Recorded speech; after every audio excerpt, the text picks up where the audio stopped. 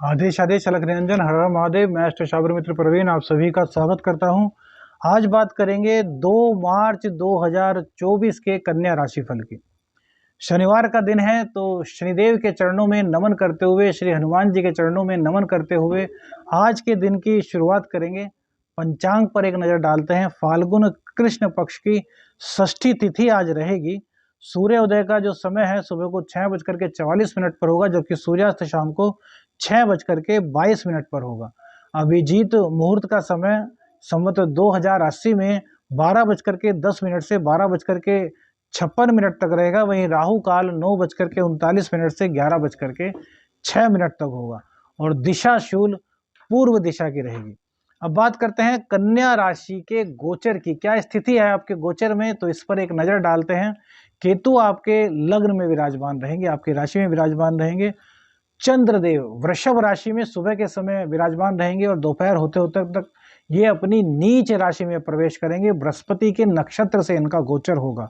शुक्र और मंगल भैया ये आपके पंचम स्थान में, शनि बुध और सूर्य ये आपके छठे स्थान में रहेंगे। राहु 7वें में, गुरु अष्टम में रहेंगे।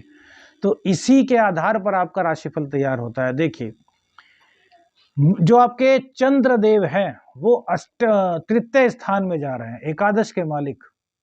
तो सुबह के समय तो कहीं ना कहीं से आपको लाभ कराएंगे, मानसिक पीड़ाओं से दूर रखेंगे, लेकिन दोपहर होते होते तक कुछ न कुछ मानसिक पीड़ा आपको घेर लेगी। नीच राशि में चंद्र का होना बिल्कुल भी अच्छा नहीं कहा जा सकता।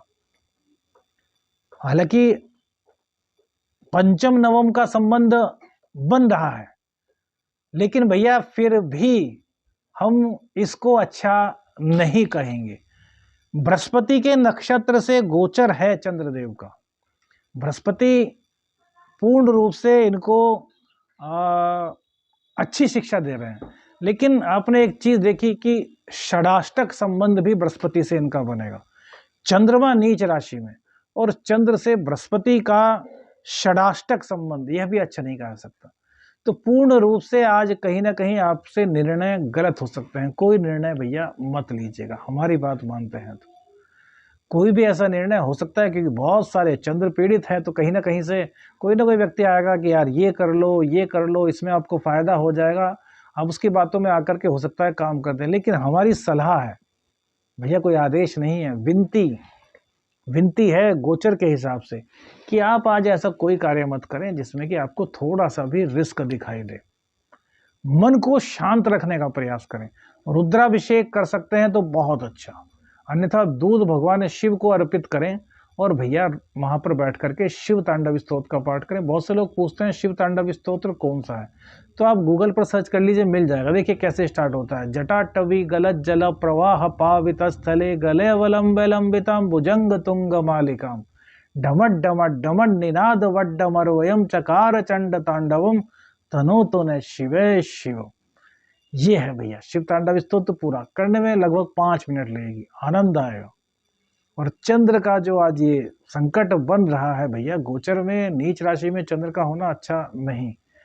एक उपाय इसके लिए और कि चंद्रदेव नीच राशि में आ रहे हैं तो अपनी माँ आपकी हैं तो माँ के चरण जो है दूध से धोएं और उस दूध को मिट्टी के पात्र में एकत्रित कर लें और उसको कुत्तों को पिला दें, रोजाना करें।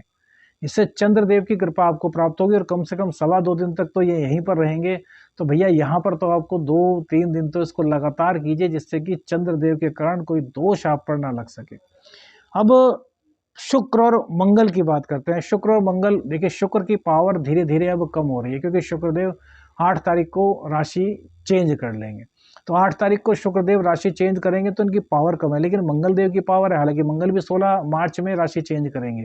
तो शुक्र और मंगल दोनों ही आपके लिए बहुत कारक ग्रह हैं। मंगल को कारक नहीं मानते, लेकिन हम कहते हैं मंगल कारक है। पराक्रम के बिना कोई भी कार्य नहीं होता और मंगल आपके पराक्रमेश हैं। अष्टम भाव को बुरा मानते हैं, मृत्यु घर मानते हैं, लेकिन गूढ़ ज्ञान भी वहीं से प्राप्त होता है, अध्यात्म का ज्ञान भी वहीं से प्राप्त होता है। और शैया सुख, कहते हैं ना पति पत्नी के बीच यार रोमांस ही नहीं रहा, यार वो हमारे पास आते नहीं, यार वो हमारे पास आती नहीं, वो जो सुख होता है ना वो भी अष्टम भाव से ही मिलता है, क्योंकि सप्तम का द्वितीय भाव है, सप्तम का लाभ वही है। तो अष्टम स्थान को भी शुभ करना बहुत जरूरी है। तो मंगल को शुभ करना आपके लिए सर्वश्रेष्ठ होगा इस दौरान, क्योंकि मंगल उच्च राशि के हैं, उच्च राशि में बैठे हुए हैं। तो हनुमान जी के सुंदरकांड का पाठ कीजिए, इससे गूढ़ ज्ञान की प्राप्ति होगी। शुक्रदेव यहीं पर बैठे हैं पंचम भाव में, तो कहीं ना कहीं संतान से थोड़ी सी तलखी आपकी हो सकती है मंगल के कारण, लेकिन मंगल और शुक्र का लक्ष्मी योग बन रहा है। तो आपके पास अचानक से पैसा कैसे आता है भैया? बहुत से लोग कमेंट्स करते हैं कि हमने आपके कहने पर यह कर दिया। हमारे कहने पर भैया कुछ मत कीजिए, हम सिर्फ सलाह देते हैं। हम कहते हैं कि कोई रिस्क भी करो तो इतना रिस्क करो कि अगर वो चला जाए तो भैया उससे आपको कोई फर्क ना पड़े। हम नहीं कहते भैया कि अपनी सारी संपत्ति आप लगा दो, और आज तो बिल्कुल भी नहीं, क्योंकि भैया तो चंद्रदेव जो है वो नीच के हैं। लेकिन जो हमने कहा कि धन की प्राप्ति कैसे होगी, मंगल और शुक्र का लक्ष्मी योग बनता है, लक्ष्मी नारायण योग बनता है, क्योंकि भाग्येश, पराक्रमेश और अष्टमेश जुड़ गए।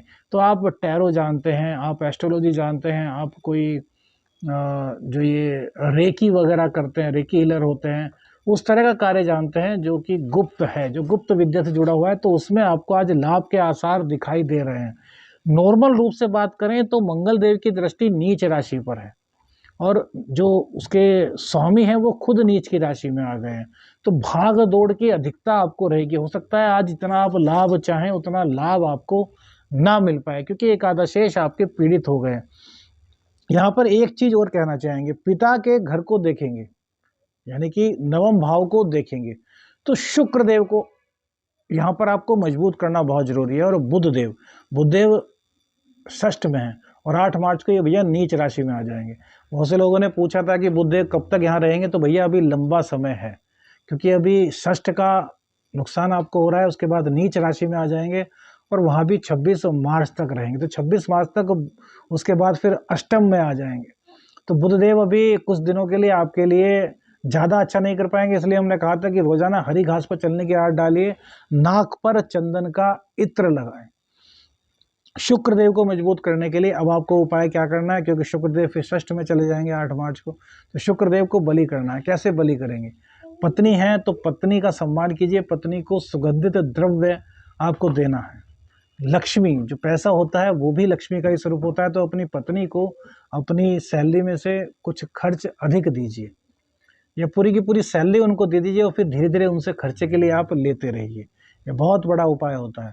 1008 मखानों की माला या 108 मखानों की माला सफ़ेद धागे में पिराइए शुक्रवार को, और उस माला को अपने हाथ में लेकर के 5 मिनट, 10 मिनट, 11 मिनट ओम ह्रीम दुम दुर्गाय नमः का जाप कीजिए, और उसके बाद उस माला पर फूंक मार दीजिए, और उसको अपने माथे से लगा लीजिए, और उसके बाद मंदिर में जाइए, देवी माता के मंदिर में, और माता रानी को अर्पित कर दीजिए। शुक्रवार को उपाय कीजिए, और रोज भी ये कर सकते हैं। 1008 मकानों की ना बना पाओ तो 108 मकानों की बना लो, तो शुक्र की मजबूती आएगी, भाग्य आपका उज्जवल होगा, आपका सेविंग जुड़ेगा, दाम्पत्य कह रहा हूँ, कुटुंबी जनों से आपका मतभेद नहीं होगा। तो कुल मिलाकर के आज जो टेंशन वाली स्थिति है ना, उस टेंशन वाली स्थिति से आपको बचना है। कैसे बचेंगे? नींद की कमी है, चिड़चिड़ापन हो सकता है, घर में कुछ कलह का माहौल हो सकता है, माँ हो सकता है आपको बेमतलब में डांट दे, छोटे हैं आप, बड़े हैं तो हो सकता है माँ आपको कुछ ऐसी बात कह दे जो आपको चुभती हुई लग जाए, लेकिन माँ है, उनकी बात को आपको बुरा मानना है नहीं, उनकी आज्ञा का पालन करना ही हमारी हिंदू संस्कृति, हमारी सत्य सनातन धर्म की संस्कृति है। तो माँ को जितना हो सके सम्मान दीजिए, माँ की जितनी हो सके उतनी सेवा कीजिए, माँ के पास बैठ करके समय बिताइए। डांट रही है कोई बात नहीं, माँ डांट लो, उनकी गोदी में लेट जाओ, बड़े हो छोटे हो, माँ तो माँ है। जब आप उनकी गोदी में लौट जाएंगी तो हो सकता है 1-2 मिनट आपसे नाराज हो, उसके बाद आपके सिर पे दुलार करेंगी, बस वही दुलार आपको चाहिए। वही तो माँ का आशीर्वाद है जो चंद्र को नीच का होने के बाद भी चंद्र को उच्च जैसी पावर देगा, और भाग्य स्थान जाग जाएगा, क्योंकि शुक्रदेव पंचम भाव में है, तो ज्ञान के बल पर धन अर्जित करना, ये सब चीजें हो जाएंगी। देखिए, अपने रिश्तों को आप जितना अच्छा कर लेंगे उतने आपके ग्रह मजबूत हो जाएंगे। राहु सप्तम में बैठा है, दाम्पत्य जीवन में दिक्कत है, तो प्रत्येक बुधवार, ये बुधवार को जैसे बुधवार किया, फिर बृहस्पति शुक्र छोड़ा, फिर शनिवार में कर दिया, फिर इतवार सोमवार छोड़ा, मंगलवार में कर दिया। क्या करना है कि टॉयलेट को अपनी साफ कीजिए, टॉयलेट क्लीनर से, कोई भी टॉयलेट क्लीनर है उससे हमें कोई मतलब नहीं, लेकिन उसको साफ कीजिए, इससे राहु का नकारात्मक असर समाप्त होगा, और आपके दाम्पत्य में जो दिक्कत चल रही है वो धीरे धीरे करके ठीक होगी। अब इन सब उपायों के अलावा एक ऐसा क्या उपाय करें जिससे कि आपको धन मान सम्मान मिले? देखिए, सूर्यदेव फिलहाल षष्ठ भाव में है, खर्च अधिक करा रहे हैं, लेकिन कहीं ना कहीं रोक भी रहे हैं, हॉस्पिटल में जाने से रोक रहे हैं कि यार कम पैसों में काम हो जाएगा, किसी छोटे डॉक्टर की दवाई लग जाएगी, बड़े डॉक्टर में पैसा खर्च नहीं होगा।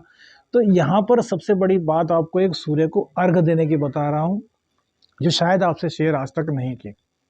और ध्यान से सुनिएगा, एक गिलास लीजिए, उसमें थोड़ा सा गंगा जल डालिए, गंगा जल डालने के बाद उसमें पानी भर दीजिए, पानी भरने के बाद उसमें थोड़ी सी रोली डालिए, रोली डालने के बाद थोड़े से चावल उसमें डालें, और फिर क्या करें, थोड़ा सा घी उसमें डाल दें। अब इस गिलास को लेकर के अपनी छत पर, अपनी बालकनी पर वहाँ चले जाएं जहाँ से कि आप सूर्य देव के दर्शन कर पाएं।